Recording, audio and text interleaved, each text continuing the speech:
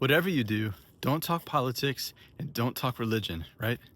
As you probably know, part of the reason that these are such hot button and divisive topics is because they have to do with identity. I'm a liberal, I'm a conservative, I'm a Christian, I'm an atheist.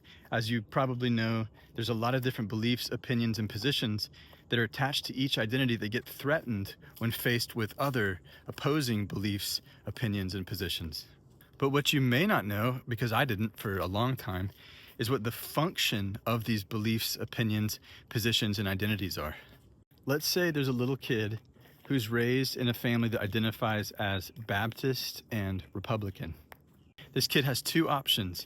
He can either submit to the family status quo and go along with become a Baptist Republican, or he can resist and go in the other direction. Maybe becomes a, atheistic independent.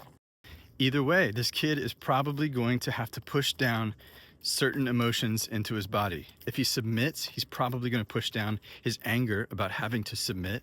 And if he resists, he's probably going to push down his hurt and sadness about his family's reaction to him not submitting. There's a million different variations of this because there's a million different identities, but you get the point. If we take on any identity, it means we're going to have to push down certain emotions and energies and aspects of ourselves into our unconscious, which is a recipe for suffering.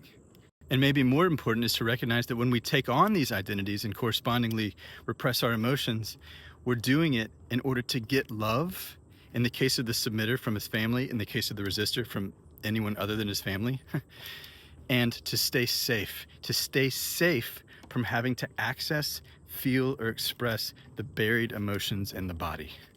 And then our whole world becomes about avoiding that specific emotion that's buried in the body, right? Be it anger or vulnerable emotions. On the micro, you have people arguing about politics and religion.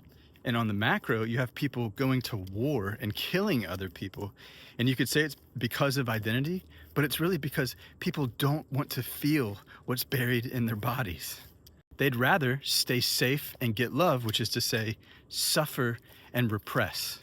The irony here, of course, is that when we are able to access, feel, express, and clear the body of those repressed emotions, there's a huge amount of freedom and liberation that happens.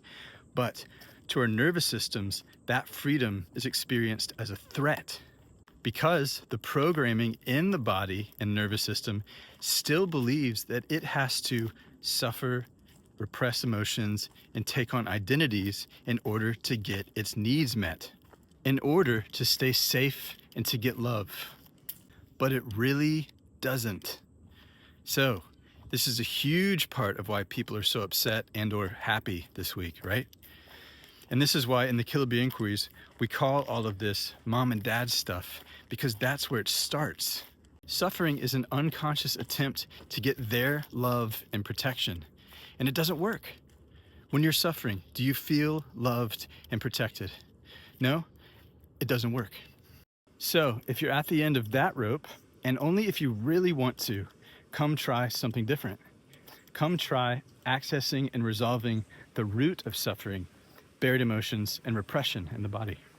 Now, I say only if you really want to, because repression and identity-based suffering is a really powerful drug that, like in 12-step programs, has to run its full course before we become willing to do something about it.